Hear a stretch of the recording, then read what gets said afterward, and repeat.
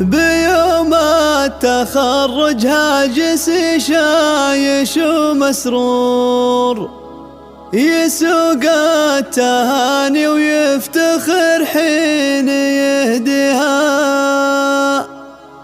النوره تهاني العز بالفل وازك عطور، بفرحة تخرجها عسى الله يهنيها.